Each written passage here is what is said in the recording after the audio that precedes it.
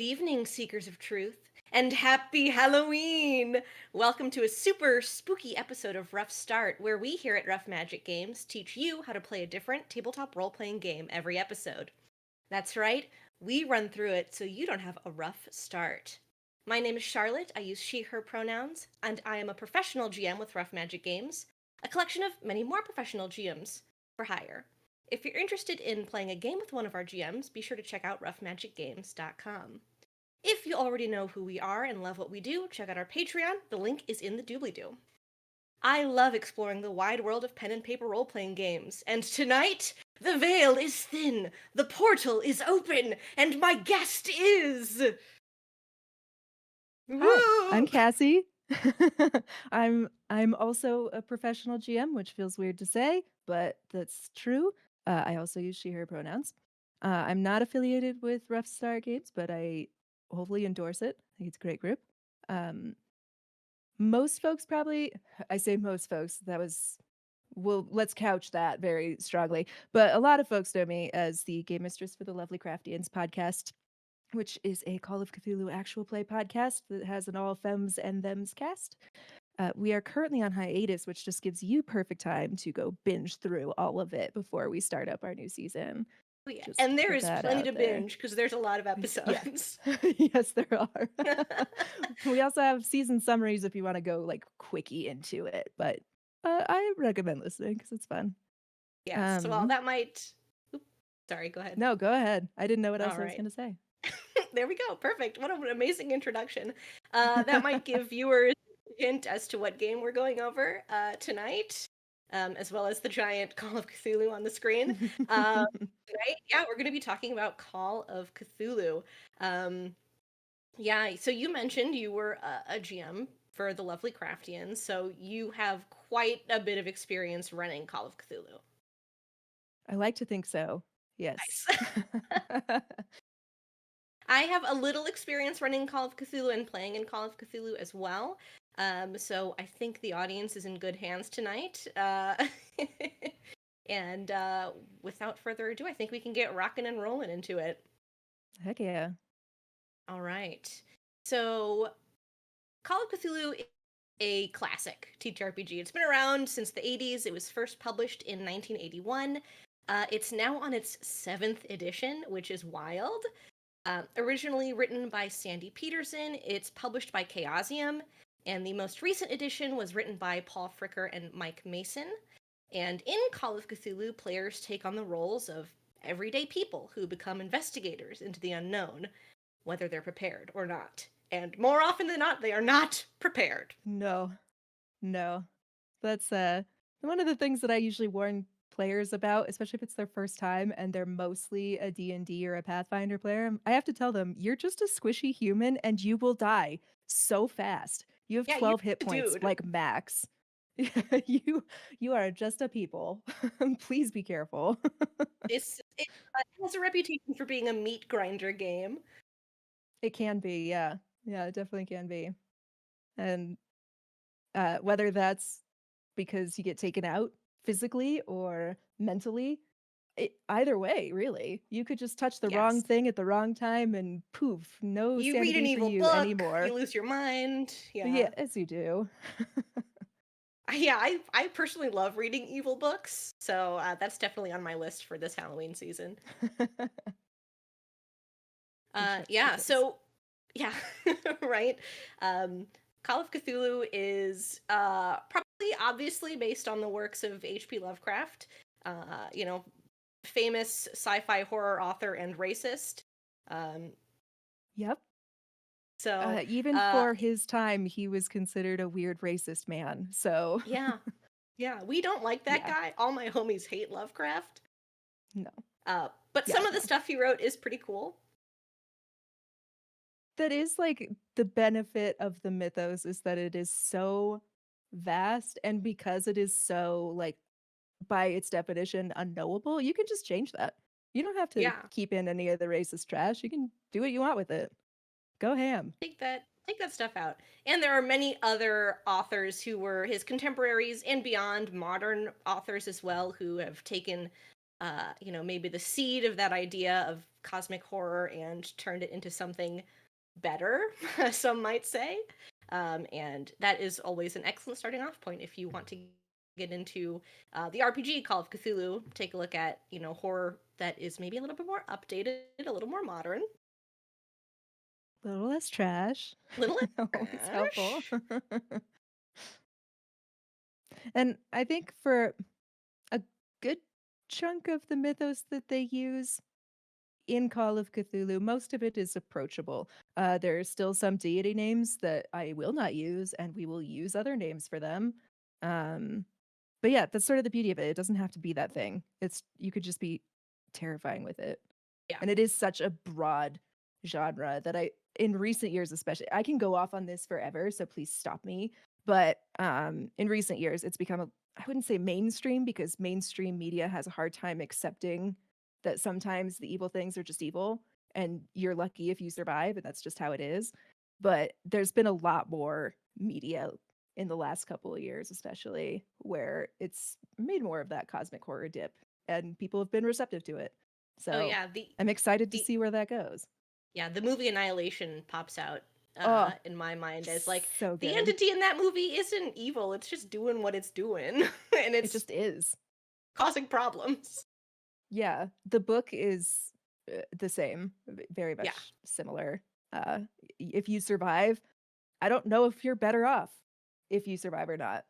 You could be way worse off having survived this thing. Yeah, that one it's fantastic. Love that one. Yeah, we love Annihilation here on this show. Yeah, so I think we can jump in now to the actual mechanics of the game. Yeah. Now that we've covered a little bit of the lore, Call of Cthulhu uses what they call the basic role-playing system, and it's got some added sanity mechanics for flair, which I could go off on a tangent about talking about the problematic nature of that as well. We'll save that for the after party. But BRP is really simple. You are rolling percentiles in this game. Which is a D10, and then the other die that looks like a D10 that has 2 digits on it. Which might be confusing for some people. And it's the dice that you usually have in your set, and you're like, why do I need these? So if your DM is like, okay, I need you to roll a percentile because you're working with a deck of many things, that's what it is. Basically, you want that dice. Yes, you get 1 or 100, 1 through 100. Yes. And important note, the image I chose has 3 zeros. That's a 100. Just for everyone watching, that 3 zeros means 100. I know that is confusing, but that's 100. That's why I chose that image. That is the most critical of critical failures. Yeah, that's bad. You don't ever want to see 100. No, you don't. If you get 0, 0, and a 1, that is the best critical success that you could ever have. So they're absolutely very similar. Just a hair's breadth away, really. Very different outcomes. Yes. Yeah, so in Call of Cthulhu, if 100 is a failure and 1 is a success, you can probably guess you want to roll low in this game.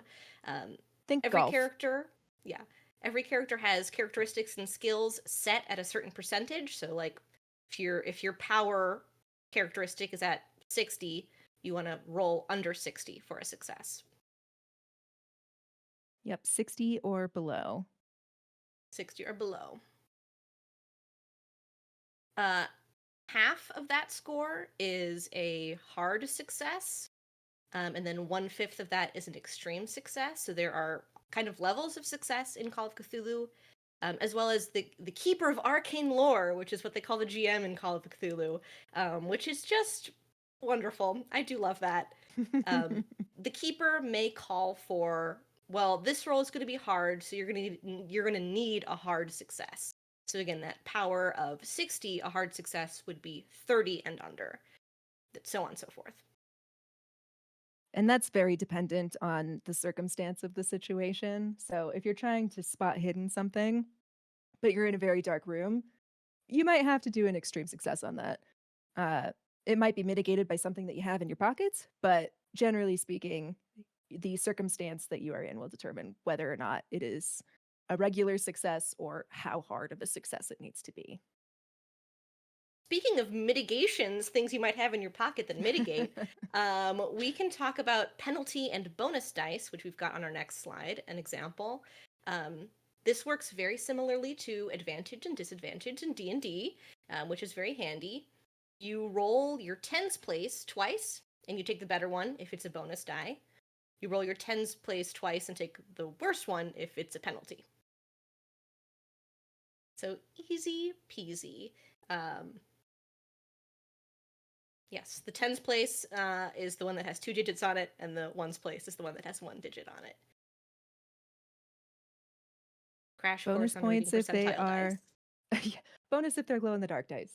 You can have Ooh, that. I That's mean, fine. for Call of Cthulhu, you must have bonus. You have That's to. actually the secret rule for Call of Cthulhu. You have to have glow in the dark dice. That tracks. Yeah, so you better go get some. If we had a dice shop, this is where I'd plug our dice shop. I know. I was like, sponsored? Maybe sponsored? Sponsored? We could Someone, be. hey, dice. Dice, Some dice if you maker want. sponsor. Here we go. I'm not above product placements. Especially not if they're products that we love to use anyway. I have so many dice, and I always need more. Always. Yeah. Dice gremlins. Very friendly for that. Absolutely. Yeah, I think the last thing in the basic mechanics of the basic role-playing system is for Call of Cthulhu, if you fail a roll, so if you roll above your, target number, you can push yourself to try and roll again. So very similar to Blades in the Dark, which we talked about on this channel as well, pushing yourself for an extra die. In that system, you can push yourself in Call of Cthulhu to try and roll again to try and get that success. However, pushing yourself and making that second roll and failing a second time has consequences. Yes, and your GM is supposed to tell you what those consequences are ahead of time so you can gauge, like, is it worth it? And on top of that, when you're rolling with consequences and you're trying to push a roll, it's either going to be a hard or extreme success. It's not going to be just a regular success because you're pushing yourself. You really want this to happen. And you're really gambling that it's going to work out. And sometimes it does. That's sort of the beauty of having a percentile. You don't know what you're going to get. Go for it. Why not? What's the worst that could happen, right? Yeah, what's the worst that could happen in this game where there are monsters who can make you go insane just by looking at them? Yeah, I'm ignore sure it'll the be fine GM if smile on my face. You do it. It's fine. It'll be fine. Yes. But you also can't roll, you can't push on a sanity check. That's just not a thing that you're allowed to do, unfortunately. Yes. And we'll get into the nitty-gritty of sanity checks a little bit later, but that is correct. You can't push yourself on certain things like sanity checks. Oh, and another important thing about pushing yourself is that this second roll often takes more time. It's not just like a do-over mechanically, it's a do-over narratively as well. So you like, ooh, that didn't work the first time. I have to readjust. I have to research more. I have to come back in a week even sometimes is qualifications for pushing yourself. So you can't just say, I want to do it.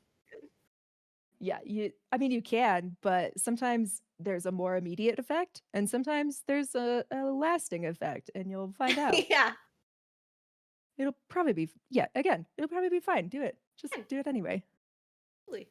It'll be fine. I think they're falling for it, Cassie. Yeah, I can tell.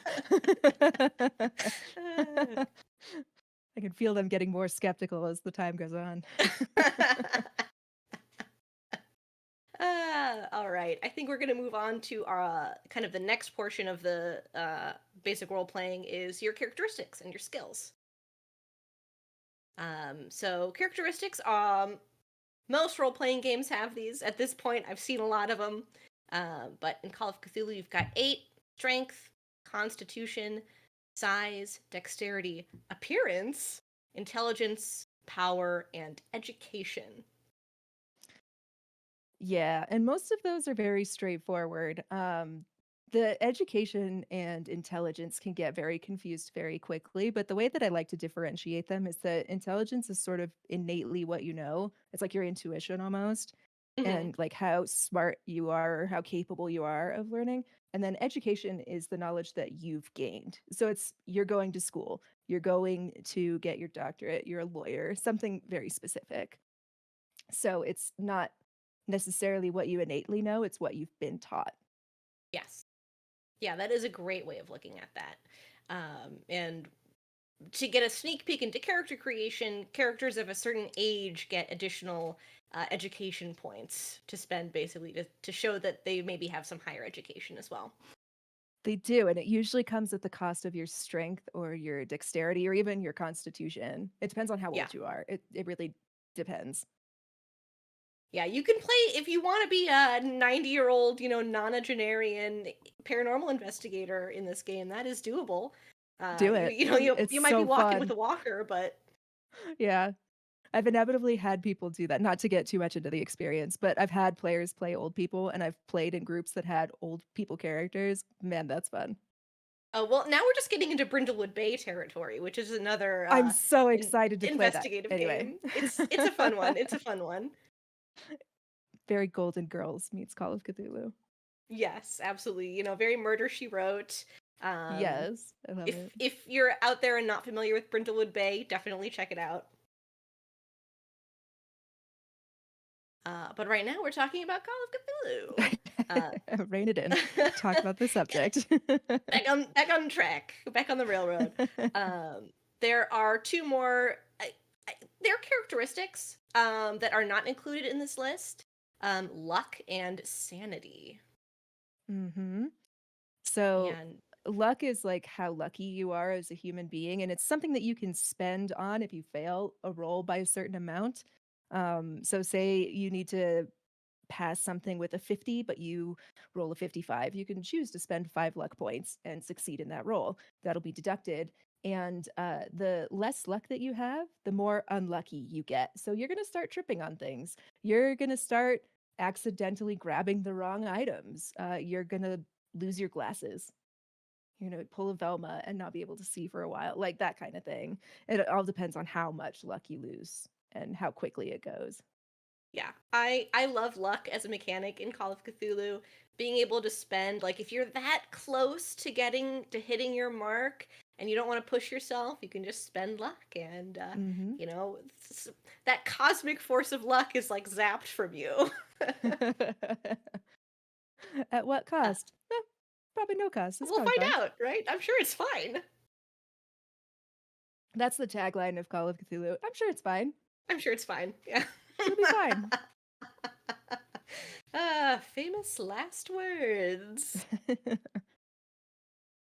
Importantly, luck can't be spent on a luck roll itself. No. That one, you're out of luck. Yeah. Out of luck. Unlucky on that one.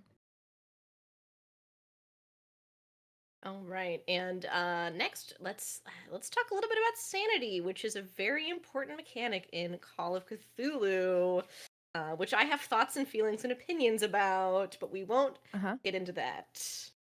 Later. Later. We'll talk about it Yeah, later. later. I'm sure we share similar views on it. So Yes, absolutely. Uh, sanity is derived from a character's power characteristic, and in Call of Cthulhu, one of the main themes is seeing something that humankind was not meant to know or comprehend. And sometimes that takes a toll on your sanity, and you can lose sanity points. boy, can you. Yeah. Boy, howdy. Boy, howdy. And that one it's kind of similar to luck. It's also sort of in line with the uh division of like hard success, extreme success, and then critical failures and stuff, where it's going to be the lower that it gets, the worse off you're going to be. So how that manifests is very dependent on what your GM decides to do.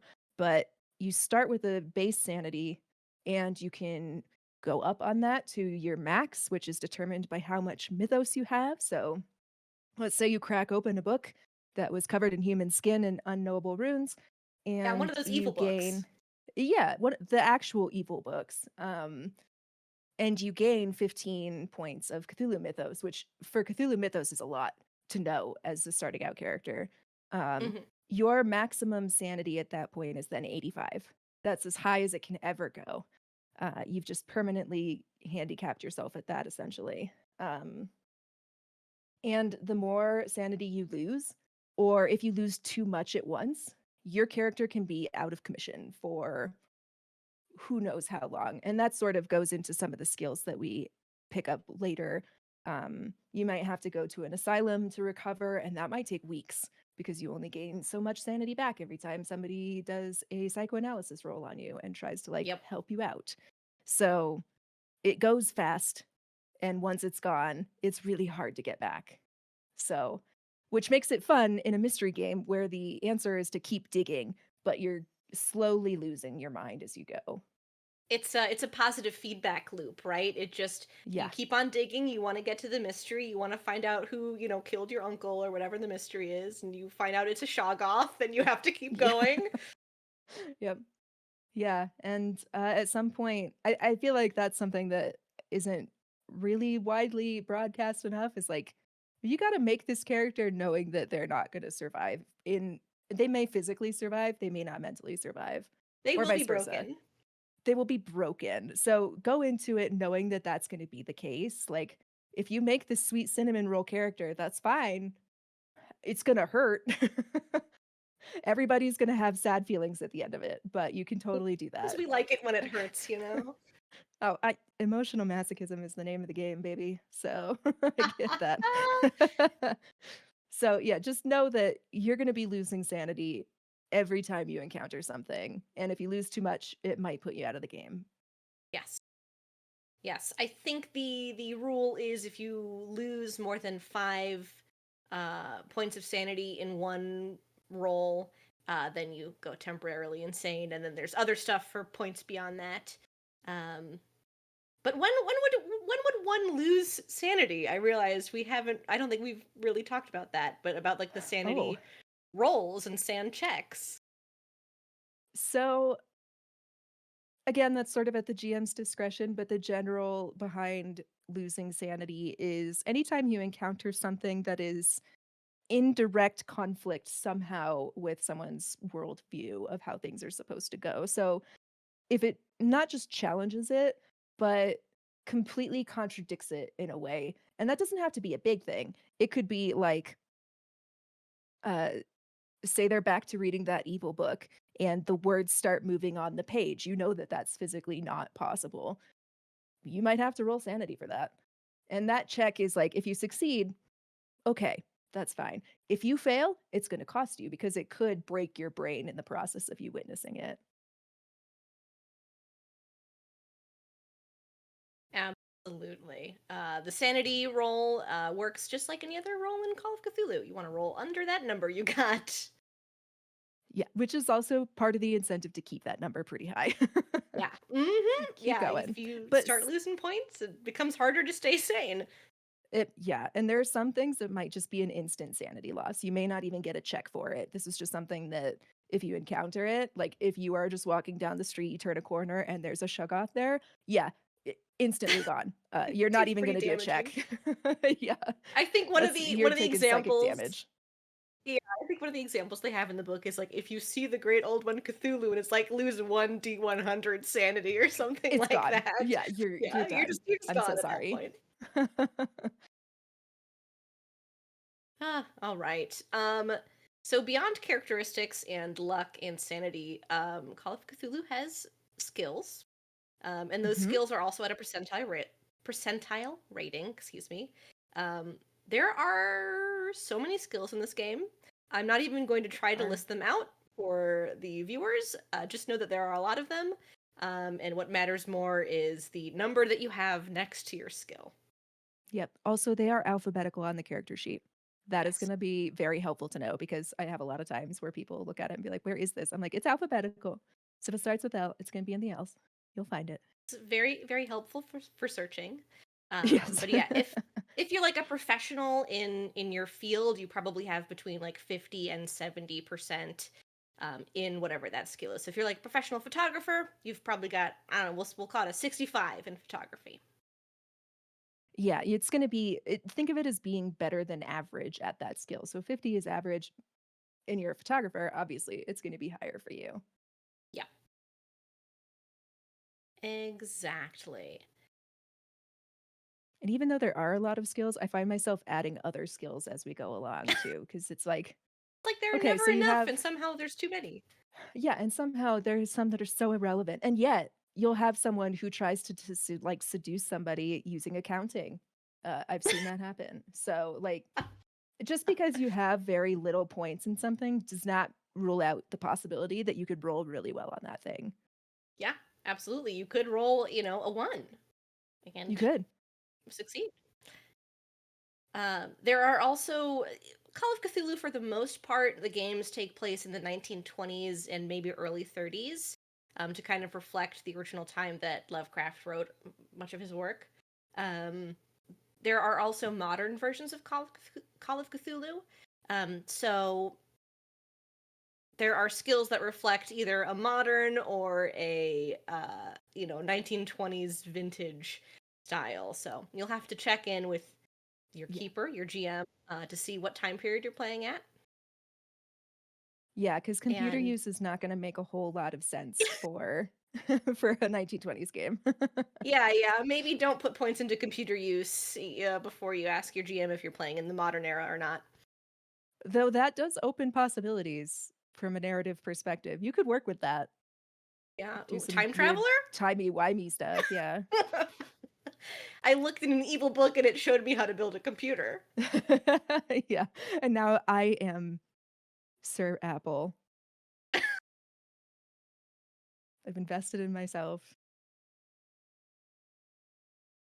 Gamed the system. There you go. Oh, I forget. Did we say we'd take a commercial break now or after we talk about characters? I don't know if we set where it was going to be. If now feels like, oh, after. Yeah, After. Okay. wherever feels right to you. I think we can keep going. I think we're All right, we're we're rolling. I feel good about it. I think we'll talk about characters. I do have a perfect. little handy dandy example of a character sheet. Nice. Uh, you can see all of the skills on there that we just talked about, how many there It's are. a lot. We're not going to go step by step on how to make a character right now, but I do want to highlight a couple of things. And the first one is the weird way they want you to make your character. Um, Call of Cthulhu would love it if you rolled your characteristics first. Say, okay, this is my strength. I roll it. Okay, I got a 70. This is my constitution. Okay, I roll it. Oh, I got a 45. And then make a character based on what you rolled for each of your characteristics. I don't know anyone who's ever done it that way. Well, and there's a lot of math that goes into that. Like, there's a Yeah. lot of math that goes into how you want to calculate that stuff. And sometimes they'll have you do it by occupation. So you'll pick what you want to do. And then from there, it'll be like, okay, here's what you're going to roll for this in order to get these things. And and it's very convoluted. There is a quickie way to do it. They have it in the Keeper's Handbook where you just have like, here are characteristics. You have an 80, a 70, two 60s. I think it's 350s, 340s, something like that. Some division. I Either like that's for that. the skills or the characteristics, but you just plug them in and then you're like, okay, cool. That's all I wanted. And then for your skills, it's based on what your occupation is. And then usually those occupations, aside from having a set specific list of skills available, they'll say you can also have X number of free skills that make sense for your character and go from there. And that's a lot easier. If you want to do the math route, more power to you. Please walk me through how you did that because I am a words person for sure, but the quickfire method so much easier. The quick start book that Chaosium has out also, I believe, describes the quick fire method, or It maybe they don't. should, yeah. It should, yeah. I prefer quick fire. It's just you have the numbers, you plug it in. It's hopefully not too difficult to derive half of your characteristic and then 1/5 of your characteristic for hard and extreme successes, but there are a lot of character sheets out there online that auto-calculate that, which Mm-hmm. rocks. They also, I believe, have a chart, at least They in the do have a Keeper's chart. Handbook, that shows the Yes. numbers for that too. If you are also mathematically challenged like I am, so. Yes. We're here for the girlies who can't do math. We support them. So, get Thank those goodness. auto-calc character sheets, get the chart out. Save yourself some time. Yeah. Some woe. Absolutely. Yeah, the other thing I think is interesting about Call of Cthulhu is you don't have a class like in D&D. You have a job, you have an occupation, and you mentioned, your skills from your occupation. Just like that. Easy peasy. Easy peasy. There are a lot of occupations in the book, but if you don't find one that you think fits your character idea, well, they tell you how to make one. So it's Yeah, it's great. You can really honestly have whatever job you want your character to have. basically. And your GM will help you out with that too, because they'll generally be like, okay, so you don't want, let's say, you want to be, say you want to be an animal shelter employee. Fine, we don't really have that as an occupation necessarily, but there are plenty of them that actually do deal with animal handling as a skill that you need to have. So go from there. You could be taking from like the wild game or the big game hunter. You just adjust it, and maybe you don't use rifles. Yeah, maybe Maybe you we do. I want to don't help know. the we don't want to shoot Yeah, the animals. yeah. It can be adjusted for different purposes. So Yes, it's an they do have, incredibly flexible system. and they do have a lot of silly occupations like big game hunter in the book too. Very stereotypy, which is fun. It can also be kind of problematic if you're not careful, but for the most part, they're pretty entertaining. Good places All to right. start. Yeah, we love a starting off point and then doing what you want with it. I think Call of Cthulhu is actually very good at that. Very flexible. All right. And with that, I think we will hop into our little commercial break and then we'll be right back to talk about combat and maybe if you even want to get into combat in Call of Cthulhu. Heck yeah. Um, and we'll touch a little bit on maybe some helpful tips and tricks for running the game for anyone out there who wants to, at the end of this, spooky season, run some Call of Cthulhu. All right, we will see you after the break.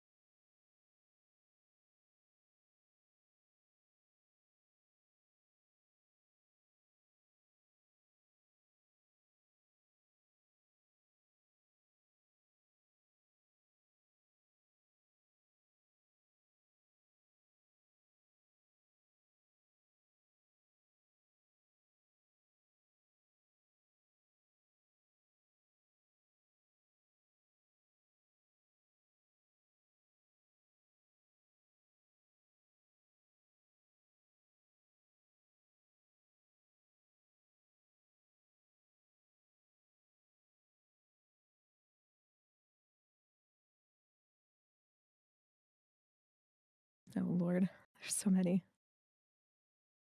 All right, I'll look at that later. Really. Oh no, Yeah. I saw someone. There's one that replaced him with Grimace. That is the dump truck. Oh, it's just Rorschach vibe check, and then the explosion. Oh no, didn't pass. Oh Did no. not pass the vibe check. No. Rorschach never would. No. They were Yeah, rancid. rancid Truly vibes. wretched. All right. Are we ready to hop back into it? Heck yeah. All right. I'm gonna try to give myself some headroom so I can show off my cool witch hat. It is a cool hat. Because for my cool witch Oh, hat. All right. gracious. Also, That'll get you I banned on put. Twitch. Whoa. So no So headroom? no headroom. Amazing. All right. Okay. No, that's too uncomfortable for my back. Sorry. There, we're not getting headroom. Oh. I figured. That's bonus content. That's all. Yeah, but just Yeah. yeah, the Patreon dollars get the weird conversations about exploding Rorschach. Oh, that's not even the weirdest. Exactly. That's not even the weirdest side conversation that I've recorded. So y'all are safe. Yeah, we're good. We're good.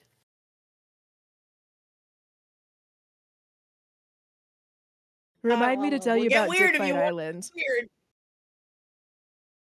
What was that? Remind me to tell you about Dickfight Island. It was a 30-minute segue. Huge. God. Yeah, one of my players dropped that in our chat in the middle of a really intense scene, and it actually just I had to stop. I was like, "I'm sorry, what?" No, we Away we have to went. pause. We Anyway, have to talk about Dick Fight Island. yeah, we can't just breeze by this. Anyway, That's so good. All right. Okay. We are going to hop back into it. All right. So you're still recording? All right. I'm just going to do. I know the clap doesn't do anything, but Jacob, the person editing this, will see that I've clapped. Maybe it picked up this time. All right. We are going to hop back into it. Welcome back to Rough Start. Tonight, my guest is the GM Cassie from the Lovely Craftians podcast, and you guessed it, we're learning about Call of Cthulhu. Before the break, we talked about the Lovecraft mythos, we talked about rolling percentile dice, and we talked a little bit about what sort of characters you might find in the horror game Call of Cthulhu. Now, post break, we are going to talk a little bit about combat in this game.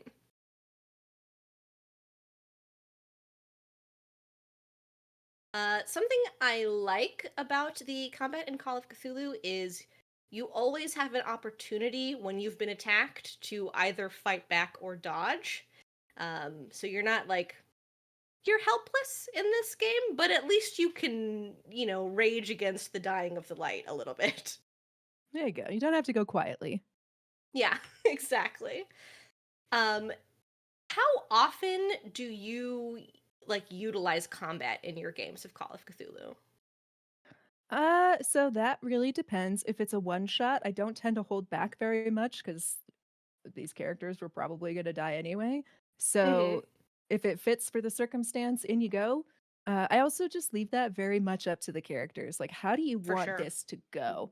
I find that D&D players are all in for the combat, and then I have to remind them that all it takes is one tentacle swipe and you are out of commission, or Or at being least very shot with close a to. gun, you know? Yeah, you can get shot, and that will actually kill you because that's going to take at least half of your hit points. So Just like in real life. yeah, you're squishy. You're a people. Please remember that. So Yeah. it sort of depends. If the characters are feeling real aggressive with an NPC and they don't need to be, fine. You guys are fighting now. Here you go. Look what you've done. Which I don't try to blame the character, the players too often for their choices, but sometimes they're like, "Why'd you do this?" And it's that meme where they get shot and they're like, why did you You did do it to this? How dare yourself. you? And it's like, Truly. you brought this on you. This was, Yeah. I was just here. I was a bystander. So The story has to anyway, follow the logical, turn of events for yeah, characters' exactly. behaviors. Actions have consequences. Um, so should characters find themselves in a fight, either with a person or a tentacle monster, um, dexterity is used to determine who goes when. Hmm. Um, and then on your turn, if you want to initiate an attack, you'd roll your fighting skill, whatever that may be. It might be brawl. It might be your handgun skill if you've got a little derringer in your purse that you've pulled out. Hmm. So there are different fighting skills. You just have to determine which one you actually want to use, what follows the fiction. If you've got your brass knuckles on or not. Yeah, Whatever and fighting whatever skill. weapon you choose is going to determine what the fight skill is that you're going to use for that. So I believe knives actually use your fighting brawl, and then the guns of various different areas there. For like grenades, that's probably going to be a throw, which arguably does not get used enough as a skill, but that's a Yeah. great example of when that would happen. Yes. Throw is a skill in the game, folks. We should use it to throw grenades at Yeah, monsters. yeah, that you might survive. You might. That Just might be the maybe. only way. And yeah, again, if a monster then attacks you, kind of as like to draw again, since a lot of people know D&D, like your reaction on your turn, you always choose if you're fighting back, and then you roll whatever fighting skill is applicable in that moment. Or you choose to dodge and you roll your dodge skill instead. And then your attacker would need to achieve a higher level of success than you on your die. So it kind of becomes an opposed roll in combat, as opposed to just kind of trying to hit a static number. Which always makes it a little bit more fun, where it's like, okay, Oh, I'm going yeah. to swing at you and you're going to want to try to dodge. So we're going to roll at the same time. And whoever's score is lower, we'll see. We'll see what happens. Yes. Sometimes you can both fail. Sometimes, you can get a success, but the person attacking you gets a hard success, which means they succeeded better than you. And Yep. they still hit, even though you succeeded on your roll. It may not be as bad, though. So it might be the Yes. difference between a kill shot and a glancing blow, or something to an extremity that isn't going to kill you immediately. Always, always good to delay death in these games. Yes. That's the quick and dirty for fighting in the game. Personally am thinking about the times I've had combat in Call of Cthulhu, and I cannot think of any. So these rules were new to me as I was reading them. It's not generally advised. Yeah. It can still happen. If you're playing by Pulp Cthulhu rules, which is still like 1920s, but it adds an extra layer, that gives your character more of a shot because it gives you more of a boost to certain skills, or it might give you an extra item. So it's a little bit easier to get into combat with a Pulp character than it is just a straight Call of Cthulhu character. So if that's what you're thinking, if you're thinking we want to get more into combat or you want to get devices involved with your characters, uh, check out Pulp. That might be the good way to go for you. Yeah, if you want to throw hands with Amigo, check out Pulp Cthulhu. Yeah, who doesn't? There's so I weird textures. ooh, so many new textures, I'm sure. New Textures texture. never You felt will by lose sanity. humankind before. Yeah. Yeah, you will lose sanity, but that's fine. Yeah, it's a trade-off, right? You get to say you Yeah. did this thing. The other thing in Call of Cthulhu that has been a rare occurrence for me personally is magic and casting spells. Mm-hmm. Yeah, magic is something that's really hard to come by in the game, deliberately so, because it is set in quote unquote real world, right? We're not magical creatures by nature. So if you're finding an item or a book of spells, that knowledge is going to be hard won. Usually your character's going to have to spend a lot of time. I think in D&D, the closest that I've got is attunement to something that you like get back in sync with it. You're going to spend time reading this book to figure out the spell. And usually they come at a cost of your MP. So you do get magic points. Uh, whether or not you get to use them, narrative dependent. But they also tend to cost sanity. Some of them, if your DM is feeling creative, can cost HP or luck. It just depends on what it is that you find and how you're trying to use it. Yeah, absolutely. Something I really enjoy about how magic works in Call of Cthulhu is, you could be a professor at university and read all the evil books you want, but if you don't believe that they're real, you can't cast magic. You Yeah, can it's not gonna only happen. cast a spell if you are reading this evil book and truly believe the words that you're reading. And I think that's like great flavor for Call of Cthulhu. It's very voodoo, where you have to Yeah. believe that it's a thing. And I mean, there's always consequences to it, whether that's a sanity loss thing or like, okay, you did the spell, but you've now opened the veil and whatever is out there is looking at you. So have fun with that. Enjoy. There's always a cost. Um, that said, it's really fun when players get into it and are like, yeah, I want to do it anyway. I don't care what it costs. And you're like, yes, thank you. Do it. Please touch the thing, use the thing. To play a Call of Cthulhu character who's just hellbent on like learning spells and shit. Just slowly losing sanity the entire time. Yeah. Yeah, that's just like real life, so it's not that different. True. Just this time I get else in the game. I get to pull off some cool magic. Like summoning a ghoul. Like accidentally pledging yourself to some sort of outer god because you read the book thinking that you knew what you were doing. Oh, sweet baby. Oops. That's like a consequence for failing your pushed roll for casting a spell. True. Very true. To synthesize everything we've talked about tonight. Everything has a cost, and you will Yep. pay it one way or another. Absolutely. I think we can't stress that enough. There are consequences. There are. Oh, and speaking of consequences, let's talk about running the game a little bit. If Yay. you as the person running this game so much have any helpful tips or trips, tips or trips, tips or tricks? There we go. Tricks or treats. Happy Halloween, folks. Tricks or treats.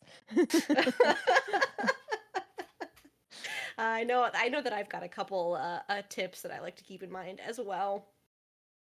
Oh my gosh. Where do I even start? So, Putting you on the spot. You're in the hot seat now. oh dear.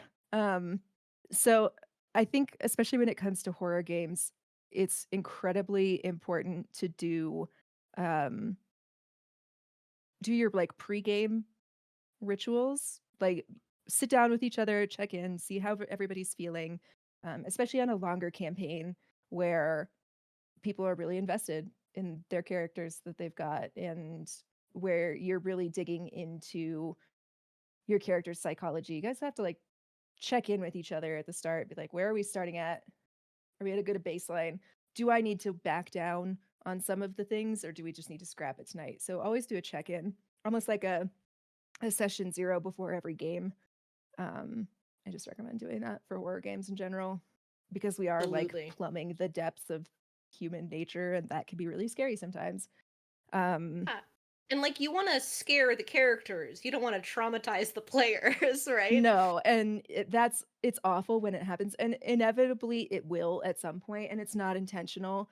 You just catch someone on a bad day with the wrong thing and Yeah. that's kind of that, which is part of the game ritual after that is like checking in with your players and check in with your GM. Make sure they're okay because that's a lot of responsibility on their shoulders. So I always joke that it's like BDSM and TTRPG are very similar in that like you have to have aftercare for everybody involved. Like real talk, yes. I totally agree. Yeah. That's a subject for another time, but they're very similar. So just make sure everybody's cool. Don't be afraid to stop the game or pause if things are getting a little bit hairy in a bad way, in a way that's not working for you. Yeah, we don't want to traumatize people. That's bad. Absolutely. On a similar note, the Keeper rulebook has a section on distasteful historical themes, which, in my opinion, that section is too short. I Yeah. think they should have Oh beefed yeah. that section up a little bit. Like, I know I joked about Lovecraft being a racist in the first 30 seconds of this It's not a joke. video, but like, it's not a joke. Like, it's Yeah. there He's are objectively there was awful. awful shit happening in the 20s and 30s, and not just racism, but sexism, homophobia, anything You you can name think it. of, you Yeah. need to talk about it. And like, do we want to explore those themes in this game, or do we not want to explore them? Like, we don't want to Yeah. just drop heavy shit on people with no expectations, right? We want Yeah. to be prepared. 100%. And don't be afraid to change that shit. Like, you're the GM. That's your world. If you don't want that, don't address it. Don't. I have two BIPOC players, and from the start, the conversation was, okay, I am not going to be racist in a game because that's not fun for me to play, and that's not fun for you because that's your lived experience. If you want to explore this as a theme, I am going to hand you the reins and we can have you tell this story, but I'm not going to be the one who's going to do that. That's just not my place, and it doesn't feel good to do that Yeah, to you. Just from where I stand as a GM, that's not comfy for me, so I'm not going to do it. But you have to have those conversations before you start a game. Don't just absolutely. jump in. Please, for the love of God, don't Please. just jump in. There are so many consent sheets out there that are great resources to use to start a conversation on it.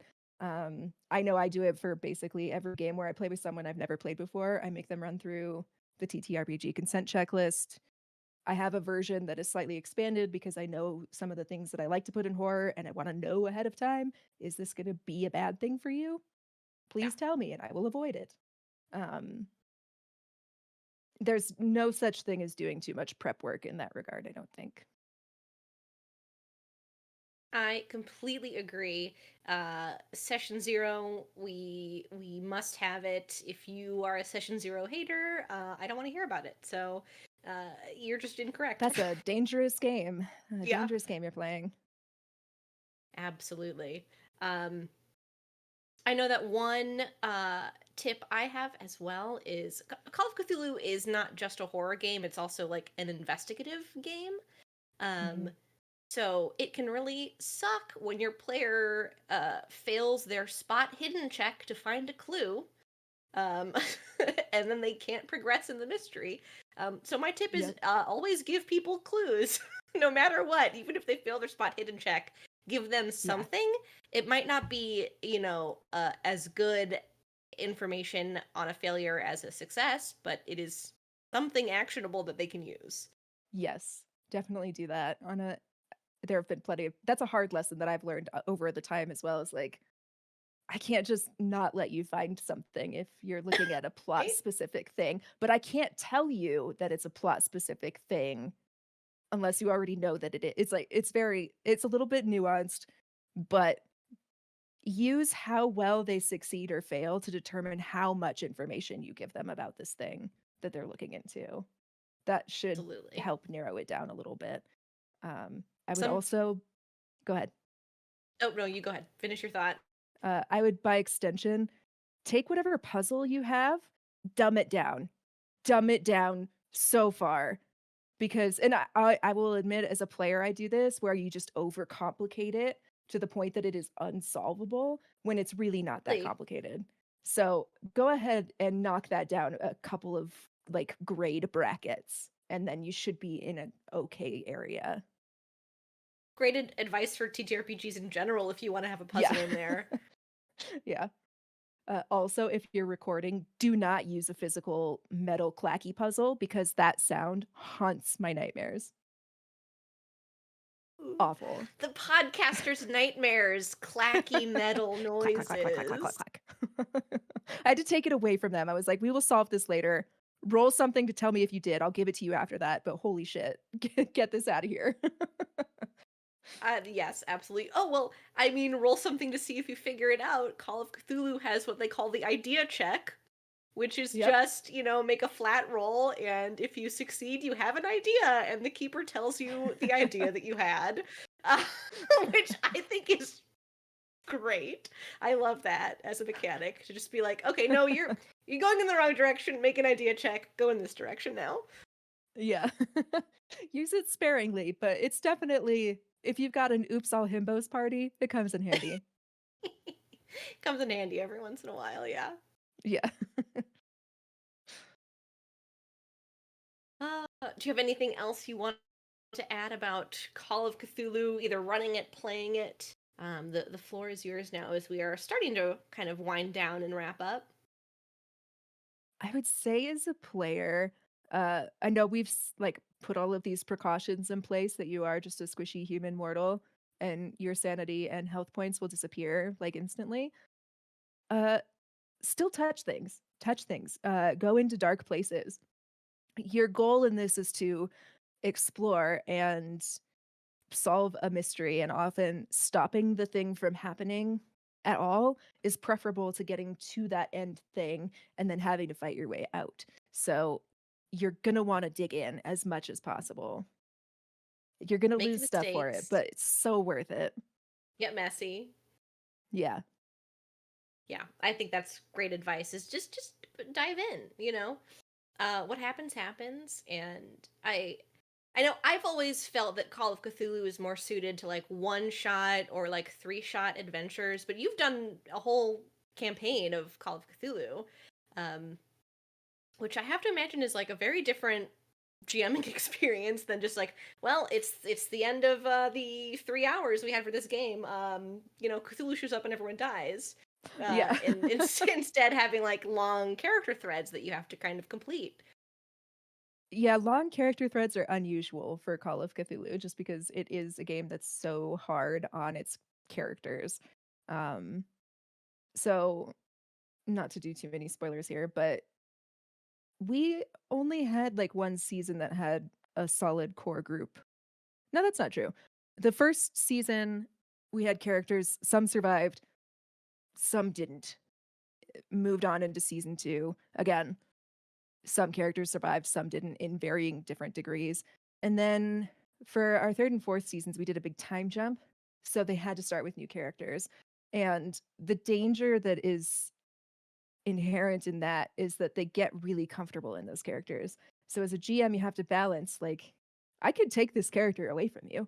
You don't have to have them for the whole thing with like being good storytelling. So it's finding the line between danger and bad narrative control, if that makes sense.